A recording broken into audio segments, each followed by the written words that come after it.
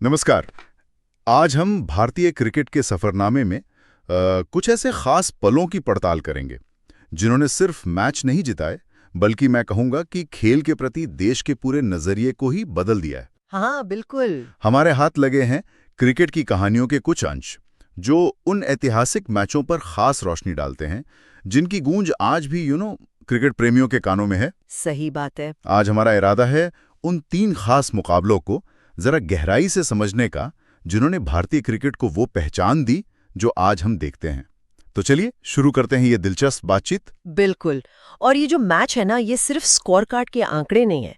ये वो लम्हे हैं जब खेल की सोच बदली, उम्मीदें जवां हुई और आत्मविश्वास ने एक नया आकार लिया। आज हम ऐसे ही 3 ऐतिहासिक मोड़ों की बात करेंगे, जैसा कि इन क्रिकेट कहानियों में हमें पढ़ने को मिलता है। हाँ, तो सबसे पहले चलते हैं उस मोड़ पर जिसने शायद सब कुछ बदल दिया। 1983 लॉर्ड्स का मैदान, वर्ल्ड कप फाइनल। सोचिए, एक तरफ 2 बार की चैंपियन क्लाइव लॉयड की वो अपराजय समझी जाने वाली वेस्ट इंडीज टीम, और दूसरी तरफ भारत, जिसे टूर्नामेंट शुरू होने से पहले शायद ही किसी ने गंभीरता से लिया था। स्रोत भी यही बताते हैं कि ज्यादातर एक्सपर्ट्स तो भारत के फाइनल तक पहुंचने को ही एक तुक्का मान रहे थे। सही। और हुआ भी कुछ वैसा ही शुरुआत में। भारत पहले बल्लेबाजी करते हुए सिर्फ 183 रन 183 पर ढेर हो गया। जरा सोचिए, उस फाइनल में वेस्टइंडीज के उन खतरनाक गेंदबाजों के सामने इतना छोटा स्कोर। हाँ। ड्रेसिंग रूम में क्या माहौल रहा होगा। ऐसा लगा कि कहानी शायद खत्म। वेस्टइंडीज के लिए ये बस एक फॉर्मेलिटी भर लग रही होगी उस वक्त। बिल्कुल। और उस दौर की वेस्टइंडीज टीम का दबदबा ही ऐसा था। उन्हें हराने के बारे में सोचना भी मुश्किल था। Gordon Greenidge, Desmond Haynes, Vivian Richards, Clive Lloyd, क्या नाम नहीं थे। हाँ। और गेंदबाजी में वो चौकड़ी, Malcolm martial, Andy Roberts, Joel Garner, Michael holding. तो 183 का स्कोर उनके सामने बिल्कुल बौना लग रहा था। स्रोत में जिक्र है कि ये सिर्फ रनों का नहीं, बल्कि एक भारी मनोवैज्ञानिक दबाव का पल था टीम इंडिया पर। उम्मीदों का बोझ उतना नहीं था जितना उन्हें खारिज किए जाने का एहसास हावी था। लेकिन यही से कहानी पलटती है। जो भारतीय गेंदबाजों ने किया वो किसी चमत्कार से कम नहीं था। यहाँ मामला वाकई दिलचस्प हो जाता है। हाँ। गेंदबाजी आक्रमण की कमान संभाली बलविंद्र संधू, मदन लाल, मोहिंद्र अमरनाथ, रॉजर बिन्नी और खुद कप्तान कपिल देव ने।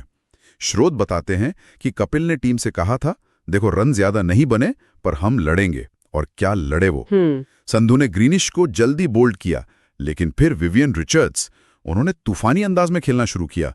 लग रहा था वो अकेले ही मैच खत्म कर देंगे। हाँ, वो तो फॉर्म में थे बिल्कुल। लेकिन फिर आया वो पल, मदन लाल की गेंद पर रिचर्ड्स ने मिड विकेट की तरफ हवा में शॉट खेला और कपिल देव ने पीछे की तरफ लगभग 15-20 गज भागते हुए एक अविश्वसनीय हैरत अंगेज कैच लपक लिया। ओहो। वो कैच आज भी भारतीय क्रिकेट इतिहास के सबसे शानदार पलों में गिना जाता है। हाँ बिल्कुल। वो कैच महज एक विकेट नहीं था, वो उस मैच का टर्निंग पॉइंट था सही मायने में। स्रोत इसे उस पल के रूप में वर्णित करता है जब वेस्टइंडीज का जो आत्मविश्वास था वो डगमगाया और भारतीय टीम को यकीन हो गया कि हाँ, हम ये कर सकते हैं। हाँ। रिचर्ड्स के आउट होते ही जैसे बाजी पलट सी गई। मोहिंदर अमरनाथ और मदन लाल ने बीच के ओवरों में इतनी कसी हुई गेंदबाजी की, लगातार विकेट लिए और वेस्टइंडीज की पूरी टीम, सोचिए, सिर्फ 140 रनों पर सिमट गई। 140 पर? हाँ। भारत 43 रनों से विश्व चैंपियन बन गया। अविश्वसनीय। दुनिया भर में तहलका मच गया होगा।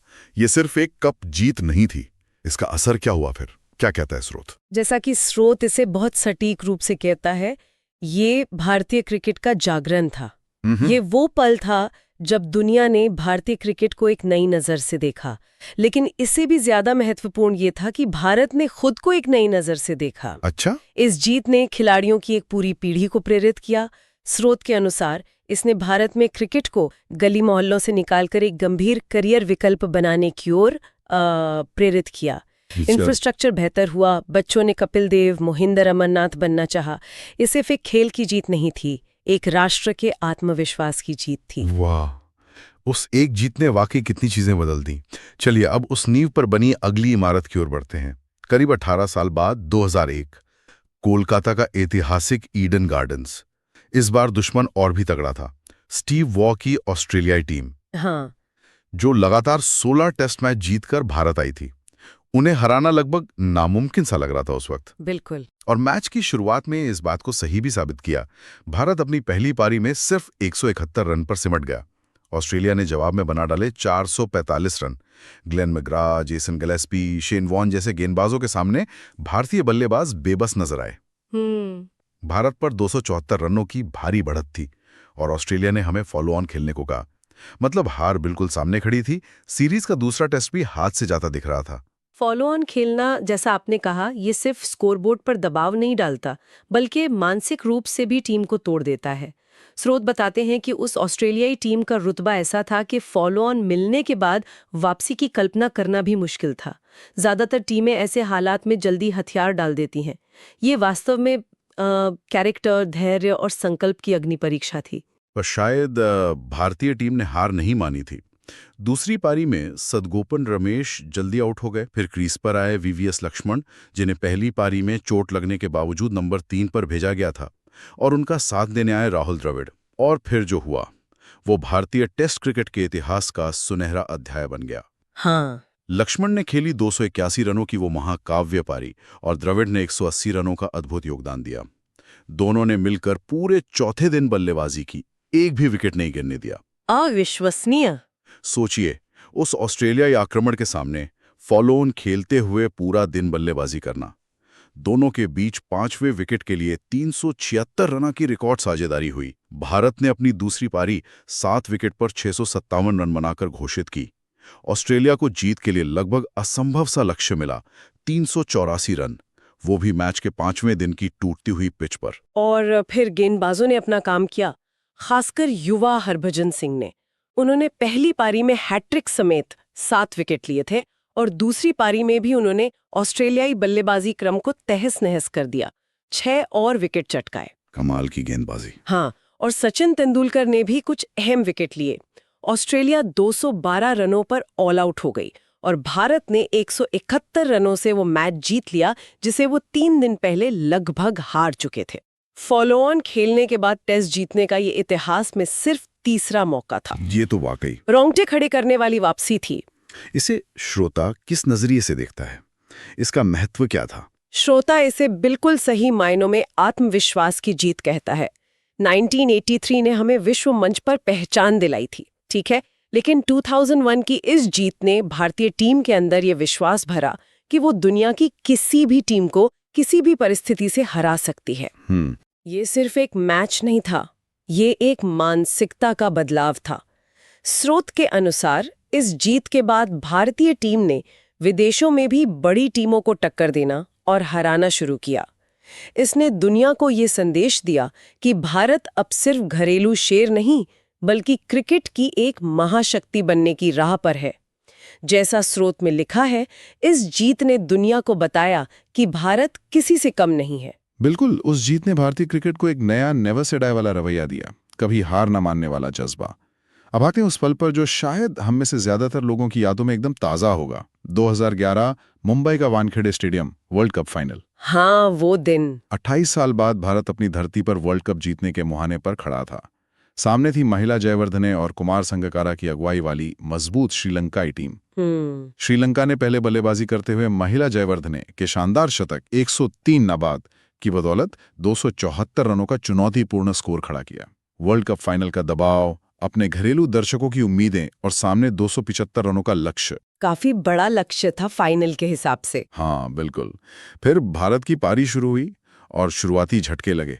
विस्फोटक बल्लेबाज वीरेंद्र सहवाग दूसरी ही गेंद पर 0 पर आउट। और कुछ ही देर बाद क्रिकेट के भगवान कहे जाने वाले सचिन तेंदुलकर, जो अपना आखिरी वर्ल्ड कप खेल रहे थे, सिर्फ 18 रन बनाकर चलते बने।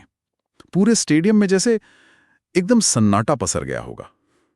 स्रोत बताते हैं कि उस वक्त माहौल बेहद तनावपूर्ण हो गया था। जाहिर सी बात है, घरेलू मैदान पर वर्ल्ड कप फाइनल का दबाव भाषा में बयां करना मुश्किल है। अरबों लोगों की उम्मीदें जुड़ी होती हैं। ऐसे में जब आपके 2 सबसे अनुभवी और बड़े मैच विनर बल्लेबाज जल्दी आउट हो जाएं, तो लक्ष्य पहाड़ जैसा लगने लगता है। यहाँ सिर्फ स्किल की नहीं, बल्कि मानसिक दृढ़ता, दबाव झेलने की क्षमता और रणनीति की असली परीक्षा थी। सही कहा। क्या टीम इस दबाव में बिखर जाएगी या कोई जिम्मेदारी लेगा, ये सवाल था। और जिम्मेदारी ली। पहले युवा विराट कोहली ने गौतम गंभीर के साथ मिलकर पारी को संभाला। कोहली के आउट होने के बाद कप्तान महेंद्र सिंह धोनी ने सबको चौंकाते हुए खुद को युवराज सिंह से पहले बल्लेबाजी के लिए भेज दिया।